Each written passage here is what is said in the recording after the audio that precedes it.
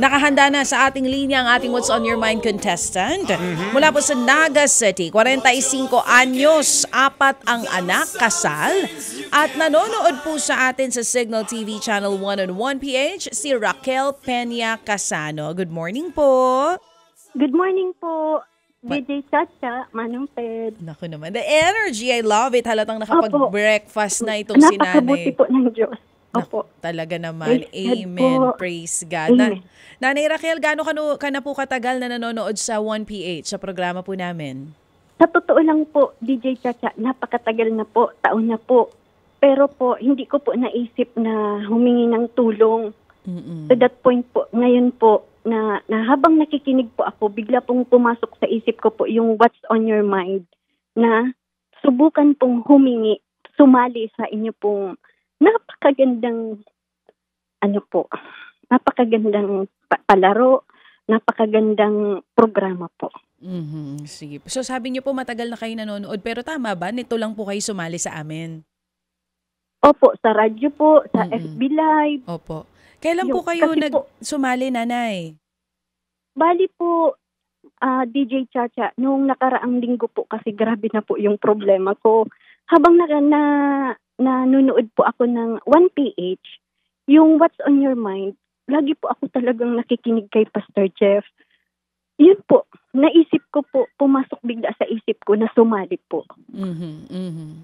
At ngayon nga po ang lucky day ninyo, Nanay Raquel, dahil natawagan po. Lord, thank you, Lord. Amen po, Nanay. Sige po, bago po natin pag-usapan yung buhay niyo po muna, ano po muna yung Bible verse na binigay po ni Pastor Jeff kahapon?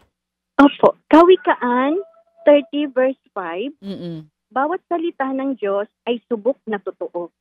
Siya'y kalasag sa kanila na kumakanlong sa Kanya. Naku, mukhang may kopya si Nanay nito mga Bible verse natin. O, Nay, base po sa pagkaka-explain ni Pastor Jeff, ano pong ibig sabihin ng Bible verse natin? Opo.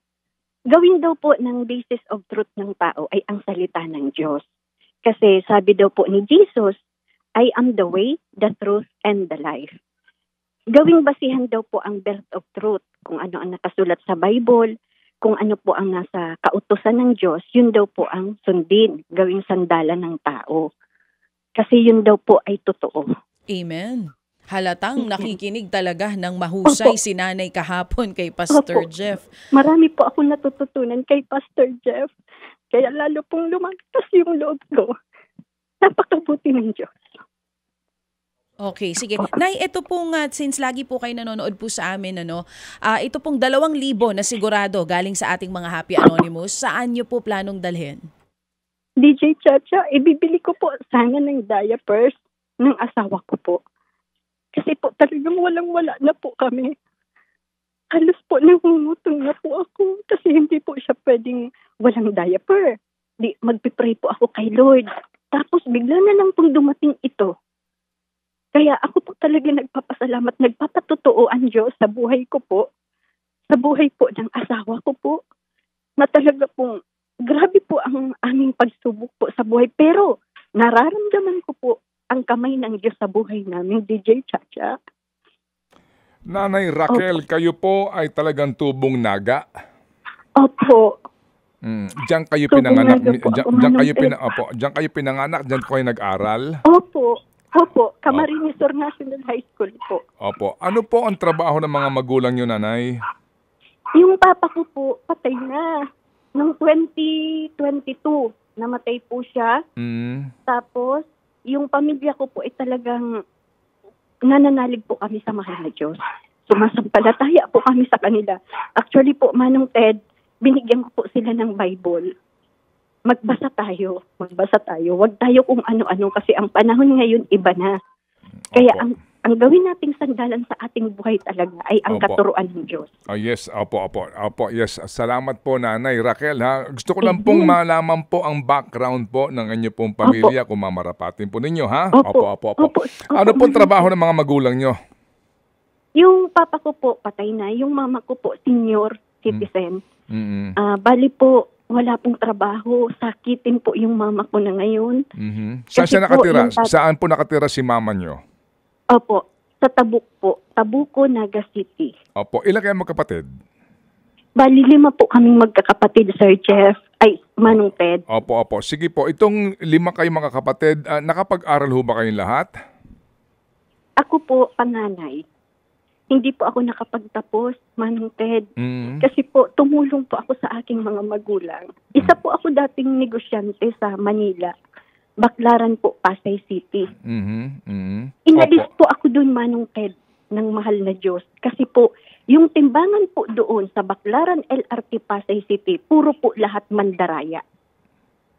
Inalis po ako. Inasawa po ako nung naging asawa ko na po, tong asawa ko po ngayon. Inalis niya po ako dun sa lugar na yon, ibinalik niya ako dito sa Naga City. Taga saan po, Mr. nyo? Taga saan po, Mr. Ho ninyo? Naga City po, number 18, Opo. San Mateo Street, Peña Francia Avenue, Taga Naga din siya. O sige po. So po, meron kayong 4 na anak?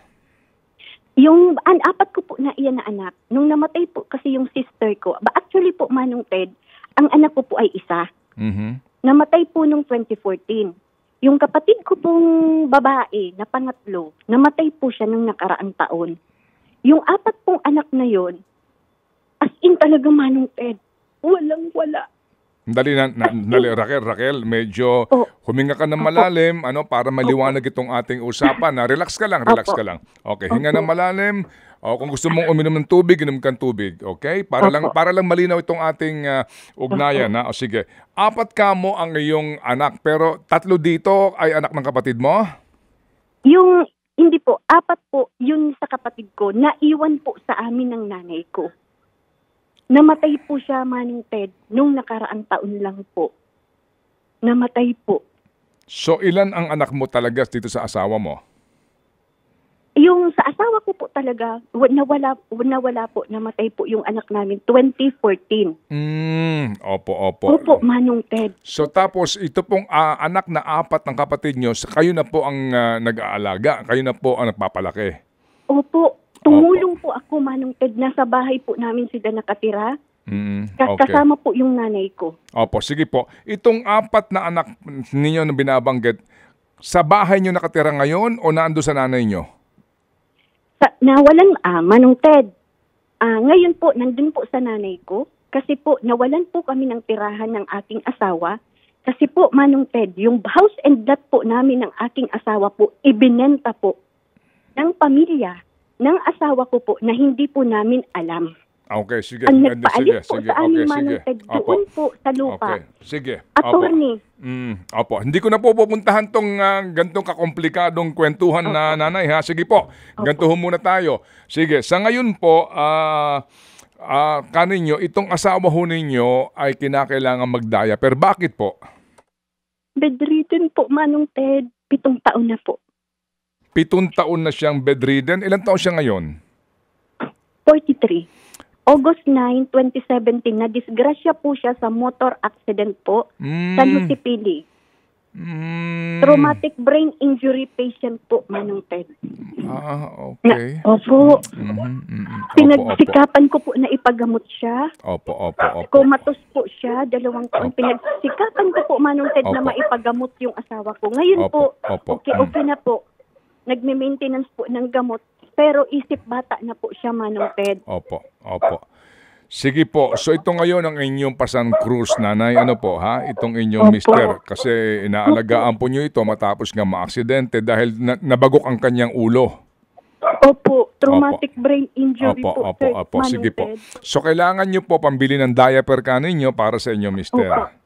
Opo. At pambili din po ng kanyang gamot. O sige, ganito po Opo. Nanay Raquel, ang inyo pong tatanggapin ay 3,000 piso siya. Yes, galing kay Happy Cusinera, kay Happy 11 at kay Happy T-Box at padalhan natin ng diaper para hindi mo nagastusin to, ate. Kukunin na lang ni Seth po yung address nyo. Yes po, papadalhan po namin kayo ng diaper. Sige, Opo. Sige, ganito ha. Raquel, hinga ka muna ng malalim. Relax ka lang.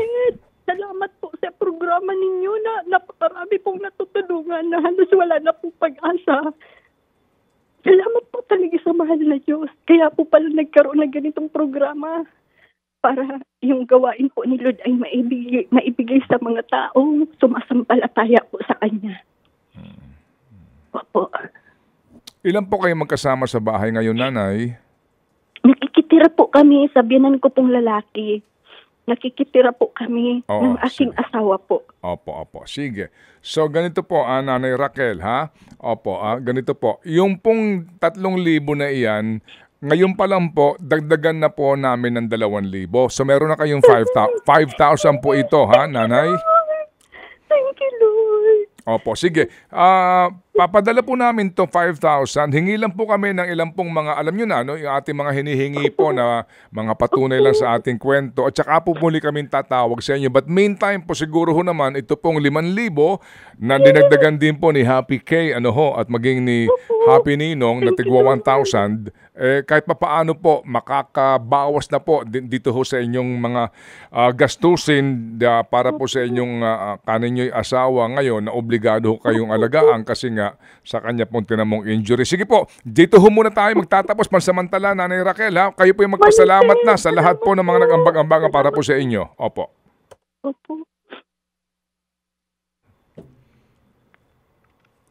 Nay, pasalamat po tayo dito sa ating mga Happy Anonymous na nag-ambag-ambagan po sa inyo. Sa lahat po ng mga Happy Anonymous, kayo po ay talagang kawanis ng Diyos. Salamat. Salamat po sa inyong tulong. Tulad po namin mga nangangailangan na halos po sumasandal lang po sa Panginoong Diyos po.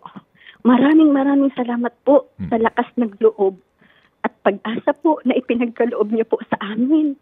DJ Chacha, Manang Ted, sa programa po ito. Maraming salamat po. May God blesses you more po sa lahat-lahat po ng tulong niyo po sa tao. Thank you po, Lord Jesus Christ. Amen. Nanay Raquel, nasa Panginoon po talaga ang lahat ng pagpupuri at muli po, salamat din sa inyo pong paglahok at sa inyo pong paglalahad ng inyong kwentong buhay. Hindi pa po tayo tapos. Ito pa lang pong simula ng ating pong ugnayan. Abangan po namin ang inyo pong mga ipapadala po sa amin na mga larawan o patunay sa inyong kwentong buhay. Pero ngayon pa lang po, sasabihin ko sa inyo, naniniwala po kami sa inyong sinasabi at kami po ay humahanga din sa inyo pong tibay ng pananampalataya. Salamat po na marami, Nanay Raquel. Thank you. Raquel Peña Casano po ng lungsod ng Naga para po sa ating winner sa ating What's on Your Mind. Ted Filon at DJ Chacha. Ngayon, nasa Radyo 5, 92.3 News FM. Monday to Friday, 6 to 10 a.m.